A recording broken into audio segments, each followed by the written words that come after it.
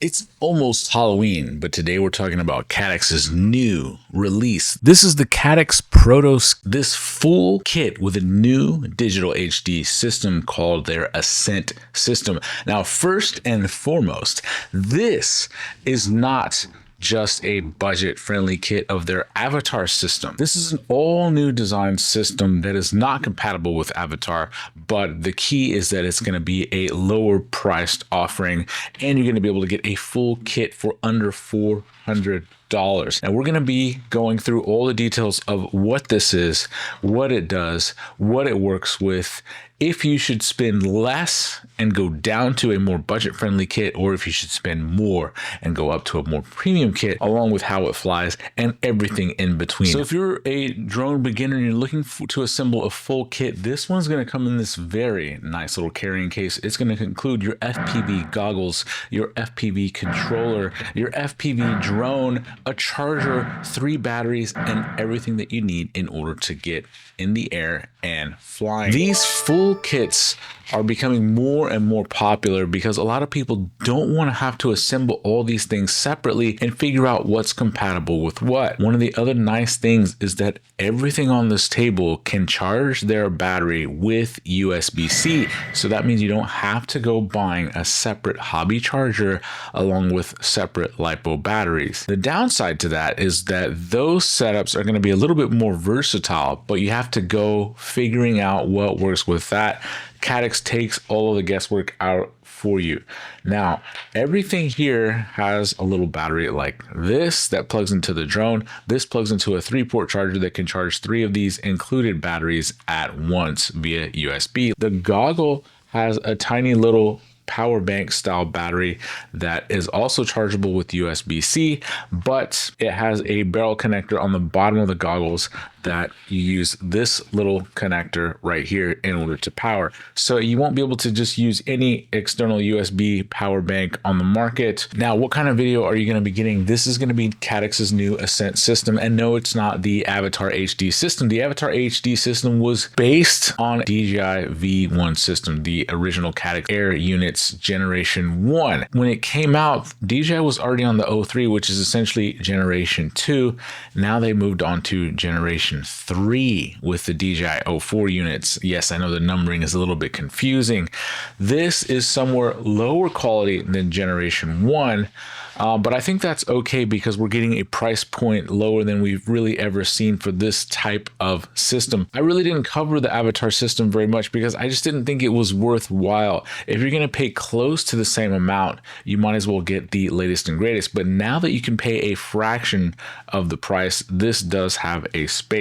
Now, the system, like I said, looks a little bit lower bit rate. And when I say bit rate, when you're flying in the goggles, you can see the number of megabytes per second being recorded. When you're at full transmission signal, that signal on Generation 1 would go up to about 50 megabits. This seems to live closer to the 25. It just makes me think that there's a little bit less data. That being said, though, the image is actually quite good for what it is. For a budget system, you're still getting a lot of bang for your buck image quality wise, and it actually comes out fairly flat out of the box. Here, 15-second color grade, and you can push the colors in a few different directions. No, this is not full raw footage, so don't think that you're going to get anything too cinematic, but you can actually improve the look or push it towards your preference pretty easily. Again, this battery just slides in, so you don't have any weird LiPo connectors like you do in a lot of the hobby space.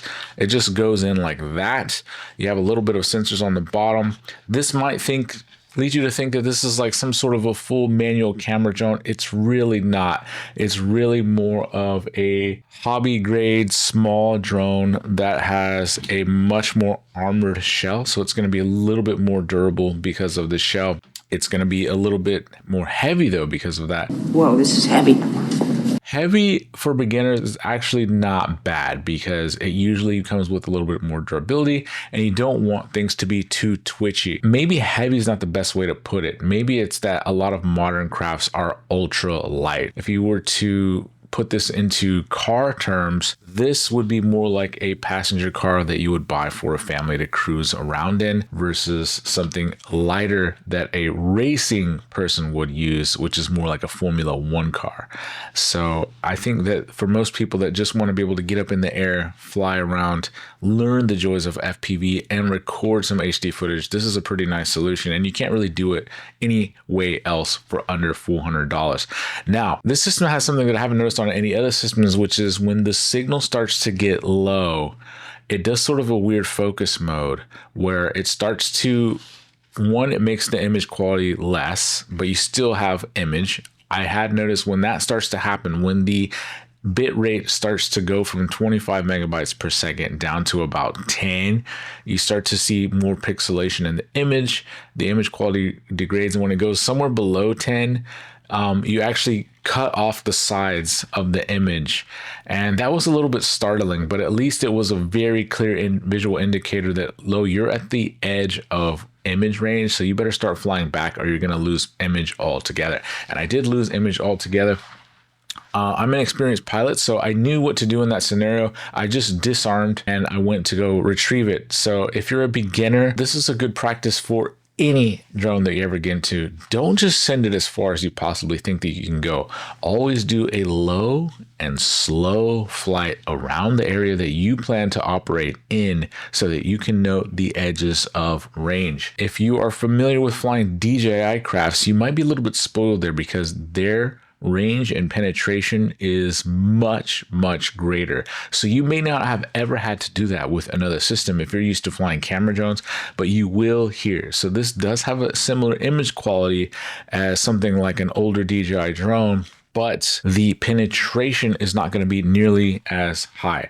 And that's because you have an antenna that's somewhere routed on the inside of this, so it's not going to give you a ton of penetration. Also, look at the goggles. The antenna for the goggles are somewhere inside.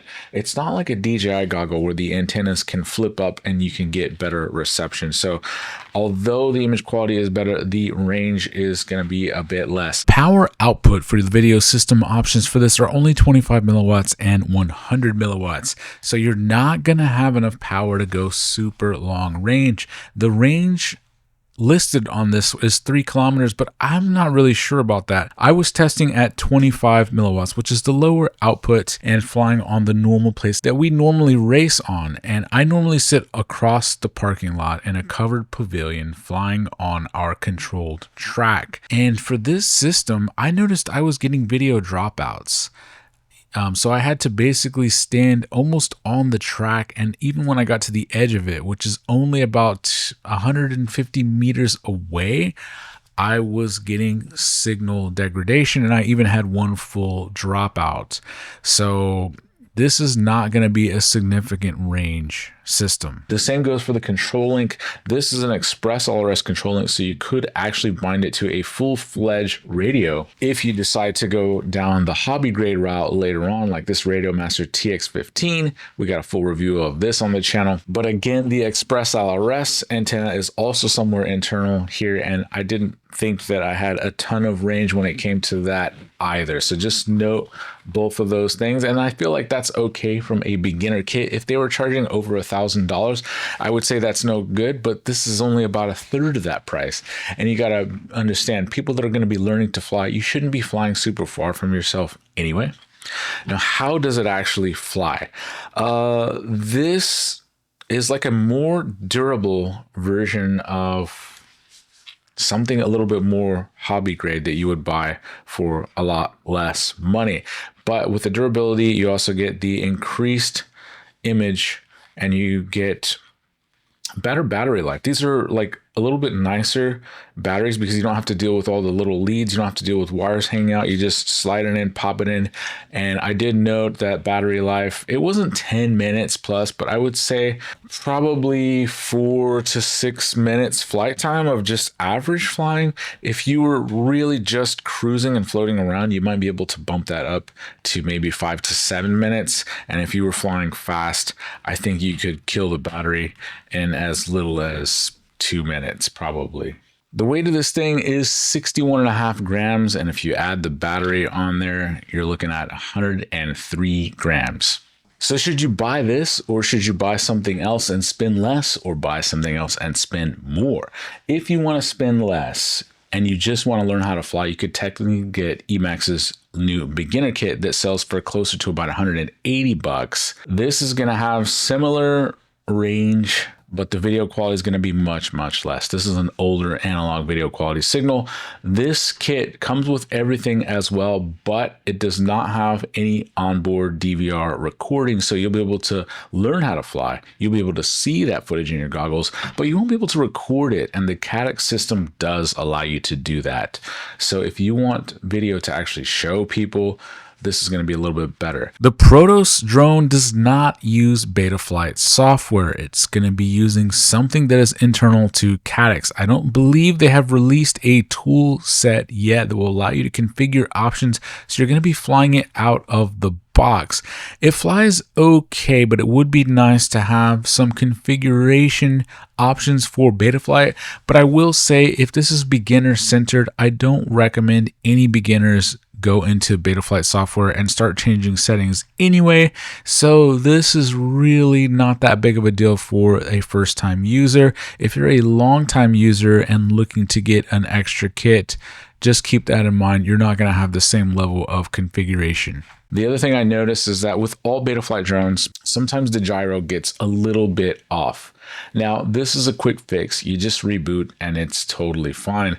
But I did notice at one point I was flying and it was like full stick command was drifting to the right. Now, I was able to tell what was happening, and I just pushed over to the left a little bit in order to fly very slow straight. I landed, reboot the drone, and it was no problem. If you were a beginner though, you might panic and risk losing this craft in some way. But just to be notable, it's pretty rare that that happens, but it's something that would not happen if you were to spend more and go for a DJI all-inclusive setup. What would be the next step up? That would be something like this DJI Neo. And what do you notice about these crafts? The DJI Neo is by far the biggest, but this craft, you have to assemble your own kit. This costs $200 and it comes with only one battery and it can charge via USB. Now, one thing that's nicer about this DJI system is one, it's going to have way more range. Two, it's going to have full autonomous features, meaning it can do selfie mode. It can follow you. You don't even need a controller for that, which is kind of neat. But here's the thing, if you want to be able to manually control it, you're also going to have to buy something like this DJI controller, which is $200. Then you're going to have to buy some goggles, and you can get the flagship goggles that are $500, or you can get the cheaper end goggles, which are going to be like $250. So if you wanted to assemble a DJI equivalent setup to this, you're looking at minimum $650 all the way up to $1,000. And most people may not want to dip their toe for that much money to see if they like a hobby like this. The pros and cons are going to be DJI is going to have much more range. It's going to have better battery life. It's going to have a little bit stronger motors and better software. There's like autonomous features on the DJI drone that will keep you in the same spot even if there's a little bit of wind. This thing is so light that when I got to a windy area, you can kind of see that the camera is almost like at an angle, and it's because I'm fighting the wind. There wasn't a tremendous amount of wind that day either, but that's just that's just something you have to deal with when you're flying with lighter and smaller crafts. Now you can see the price points for beginners to deal with. Under $200, under $400, $650 to $1,000. So which one are you going to choose? If you are a middle ground person that wants to get a little bit better image quality than the bottom basement barrel, but you don't want to go all the way up to the top, then this might be the Goldilocks just right in the middle formula for you. Is it the most perfect drone kit we've ever seen? No, but it's pretty good in a lot of different ways, and the price point is right in the middle, which could be just right for some people. Let me know in the comments, guys. Do you suggest to a beginner, or are you a beginner and you have questions and I didn't cover something? Feel free to ask. I read most of the comments and respond to almost all of them. And if you're an experienced pilot and looking to recommend a setup to a beginner, which one do you think you would prefer to recommend? All the way to the bottom, to the middle, or all the way to the top? Now, I will note that there are a lot of things going on with DJI products being banned. So if you do go the DJI route and want to spin to the top, there's no guarantee you'll be able to find everything that you need, and there's no guarantee you'll be able to get replacement parts. And so that's why it's good that Caddx and other companies are coming out with different versions of things that can be compatible. There is also another system on the market called HD0 that we use mostly for racing, and that's going to fall somewhere between the middle and top layers. I didn't cover that though because it's really more of a racing tool. The image quality is going to be less than this Cadex system, but the price is probably going to be about the same. So what do you think in the comments? Which one are you going to choose? Have you been wanting to be a drone pilot? And this might be the time. Thanks, guys.